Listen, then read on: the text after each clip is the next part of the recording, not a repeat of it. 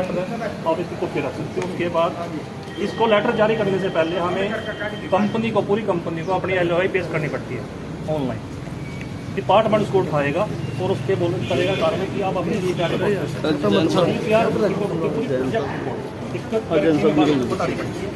और online offline दोनों show करनी पड़ती है आपको। DPR रिपोर्ट में उन्होंने अपने सारा कंपनी फर्जी कंपनी शुरू से फर्जी कंपनी बना के चले और जितने फार्मर उसमें लिस्ट दी है सभी फार्मरों की लिस्ट ओरिजिनल डॉक्यूमेंट है, लेकिन उनके साइन उनके नकली है, ना उन्होंने कोई डॉक्यूमेंट दिए, उनके फार्मरों के डॉक्यूमेंट चुराए गए हैं। इसके बाद उन्होंने क्या करा, उसमें अंदर ही अंदर स्पैक की मीटिंग हुई और अंदर उनको पास करवा दिया, पास लेटर दे दिया, बैंक सेंस लेटर भी दे दिया। अब डिपार्टमेंट ये बोल रहा है कि हमने ना तो कोई सब्सिडी दी और ना बैंक लोन दिया, लेकिन मेरे पास सारे पुख्ता सबूत है। उसमें साफ साफ जाहिर होता है कि इनका काम जो अपनी FPO कॉन्ट्रीब्यूशन है उनमें उसमें 1 करोड़ 7 लाख रुपये उसमें उन्होंने लगा चुकी है प्लांट में। आप जाके उसमें खेवट नंबर आप कुंजपुरे में देख सकते हो कि वाकई में पैसा लग रहा है। उसके बाद पैसा उसमें 53 लाख रुपये बैंक का सेंशन लेटर, बैंक का सेशन पास होगा लोन की, वो पैसे भी उन्होंने उसमें किया। इसके बाद उनका पैसा आना था 2 करोड़ 25 लाख रुपये सब्सिडी आनी थी, जो आनी थी सोमवार को डलनी थी, चौथे महीने के करीब डलनी थी, और मैंने उसको जाकर रोक दिया। लिखने लग रही आप इसकी जांच करो, उसके बाद सब्सिडी डालो, नहीं अन्यथा आपके विरुद्ध कार्रवाई की जाएगी। उस कार्रवाई को ये लटकाते तफ्तीश करते करते आज हो गया 9 लगभग 6 महीने हो गए। कार्रवाई वैसे रोकी पड़ी है। चलो उन्होंने सब्सिडी रोक दी, लेकिन एप्लीकेशन के जाने के बाद रोकी है।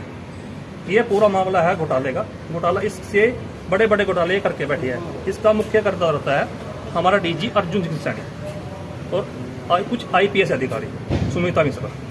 कितने का घोटाला है ये? तकरीबन 1200-1300 घोटाला है। इसकी सरकार हर मामले के ब्रीफिंग 1200 करोड़ का। अच्छा। हरियाणा में काफ़ी 600, 500, 600 तकरीबन FPO लग गया, सभी में ये घोटाला हो चुका है।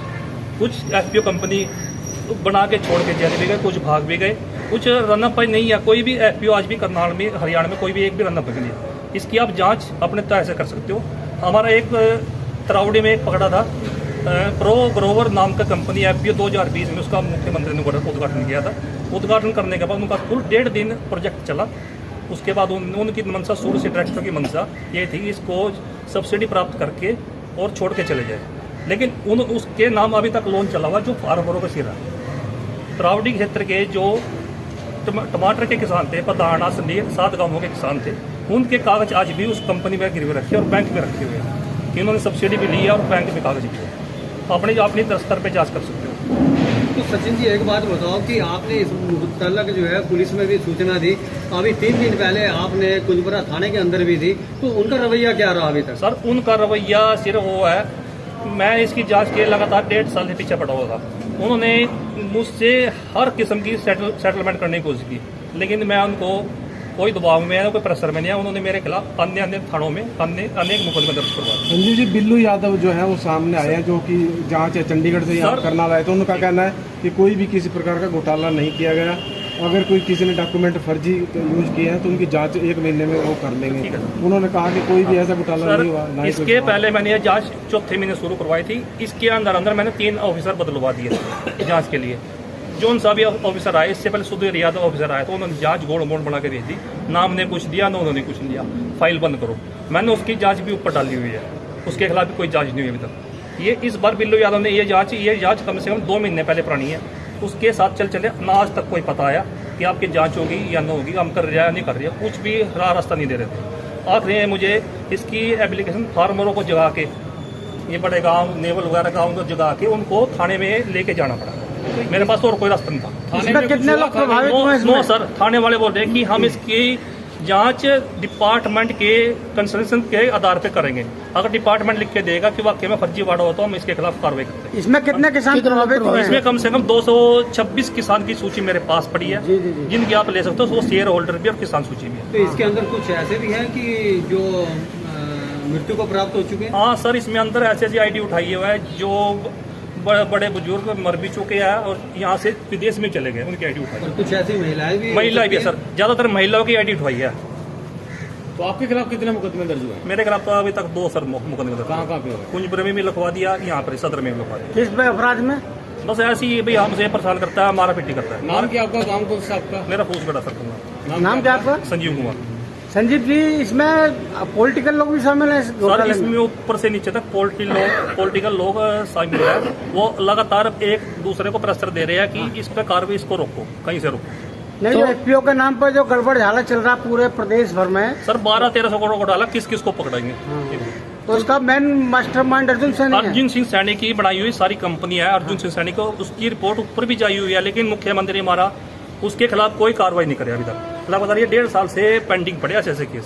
कौन है ये अर्जुन सिंह? ये डीजी हमारा हॉर्टिकल्चर डिपार्टमेंट। आप क्या करते हैं? सर मेरा खेती बड़े काम अपना। तो बहादुर जी, आप क्या कहना चाहेंगे इस सारे मामले में?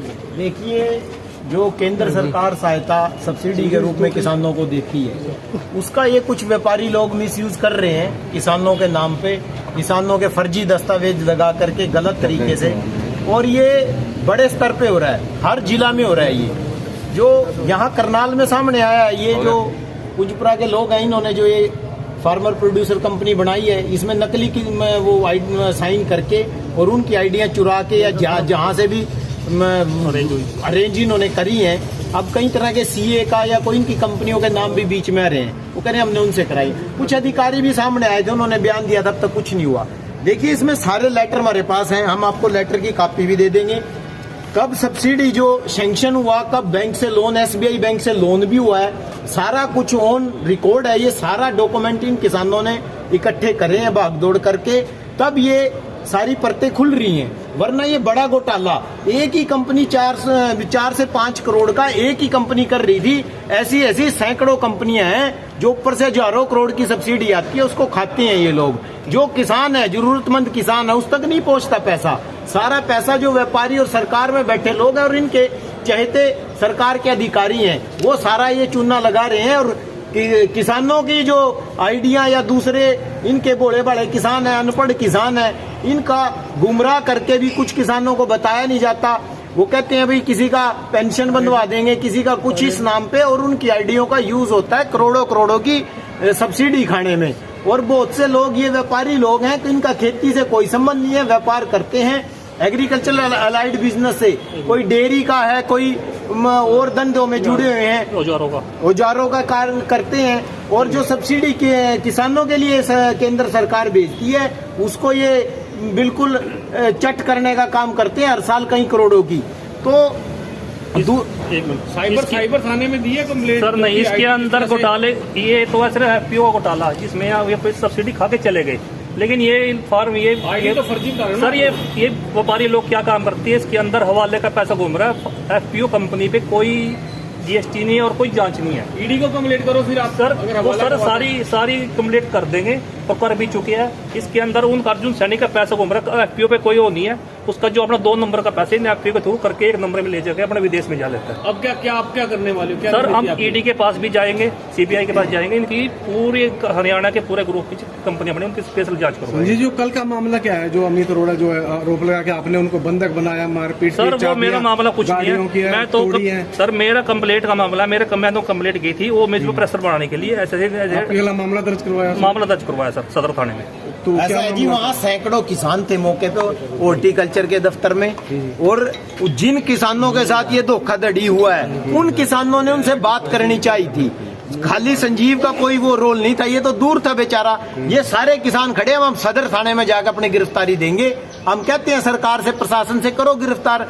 किसानों के साथ ही धोखाधड़ी हो रही है, उन्हीं पे मुकदमे दर्ज हो रहे हैं। तो ये तानाशाह जो किसान विरोधी सरकार है, ये पूंजीपतियों की सरकार है, और पूंजीपतियों को लाभ पहुंचाने के लिए ये काम हो रहे हैं। बड़े पैमाने पर भ्रष्टाचार हो रहा है, और मुख्यमंत्री के यहाँ विधानसभा क्षेत्र में ये इस कार्य को अंजाम दिया जा रहा है। तो हमारी विधानसभा तो दोहरी लगती है, वहाँ पर आप भी थे।